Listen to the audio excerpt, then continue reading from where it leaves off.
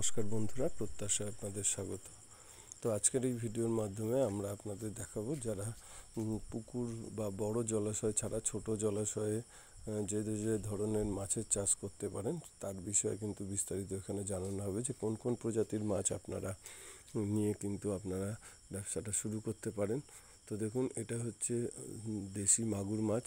এই দেশি মাগুর মাছ কিন্তু অল্প জলাশয়ে করা সম্ভব। সেটি আপনি চৌবাচ্চাতেও করতে পারেন বা যদি বায়োফ্লগে করতে চান সেটাও করতে পারেন। ছোট জলাশয়ে কিন্তু এই ধরনের মাছ করা যাবে। জলাশয় যদি একটু বড় হয় সেক্ষেত্রে আপনারা পাবদাও করতে পারেন। পাবদা মাছেরও কিন্তু বর্তমান চাহিদা। এছাড়া আপনার দেশি ট্যাংরা, এই যে দেখুন দেশি ট্যাংরা রয়েছে, এই দেশি ট্যাংরাটাও কিন্তু আপনারা করতে পারেন। বর্তমানে এরও কিন্তু প্রচুর পরিমাণে চাহিদা রয়েছে বাজারে। তো এই দেশি ট্যাংরাটা আপনারা ছোট জলাশয়ে করেও কিন্তু আপনারা তার মধ্যে করে কিন্তু সাফল্য পেতে পারেন। এছাড়া আরও বিভিন্ন ধরনের মাছ রয়েছে, যেমন এই যে দেখুন ভিয়েতনাম কই রয়েছে। এই ভিয়েতনাম কইটা কিন্তু আপনারা করতে পারবেন।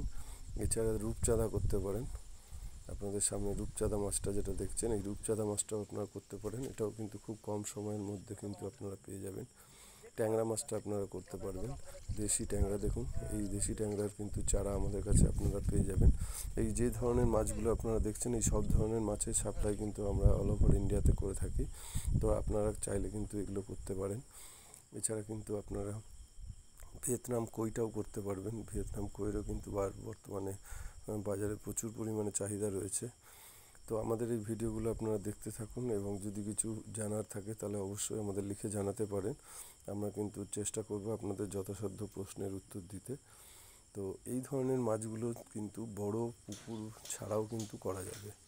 দেশি শিঙি মাছটা দেখুন, দেশি শিঙি মাছটা কিন্তু আপনারা ছোট জলাশয়, চৌবাচ্চা, বায়োফ্লগ এগুলোর মধ্যে করতে পারেন এবং 3 থেকে 4 মাসের মধ্যে কিন্তু এটা বাজারজাত করতে পারবেন। ফলে কিন্তু আপনারা আর্নিং খুব সহজেই এবং খুব তাড়াতাড়ি আপনারা কিন্তু করতে পারবেন।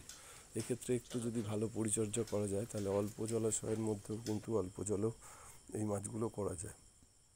আপনাদের যেটা বলছিলাম যে এই যেগুলো মাছগুলো দেখছেন এগুলো হচ্ছে ভিয়েতনাম কই। এই ভিয়েতনাম কইগুলোকেও কিন্তু আপনারা করতে পারবেন। ভিয়েতনাম কইটা বা মনোসেক্স তেলাপিয়া এগুলোও কিন্তু আপনারা এই মাছে করতে পারবেন। জলাশয় একটু বড় হলে সেক্ষেত্রে আপনারা রুই কাতলা করতে পারেন। এছাড়া আপনারা পাবদা করতে পারেন। আর আমাদের কাছ থেকে যারা মাল নেবেন আমরা কিন্তু এইভাবে প্যাকিং করে পাঠাই, ফলে কোনো অসুবিধা হয় না। জলের সাথে আমরা কিন্তু অক্সিজেন দিয়ে দিই, ফলে মাছ কিন্তু আপনারা দূরেও নিয়ে যেতে পারবেন। সেক্ষেত্রে কারোরই কোনো অসুবিধা হবে না। আর আমাদের ভিডিও ভালো লাগলে অবশ্যই লাইক এবং সাবস্ক্রাইব করবেন। কোনো কিছু জানার থাকলে অবশ্যই আমাদের প্রশ্ন করতে পারেন, আমরা চেষ্টা করব আপনাদের যথাসাধ্য উত্তর দিতে।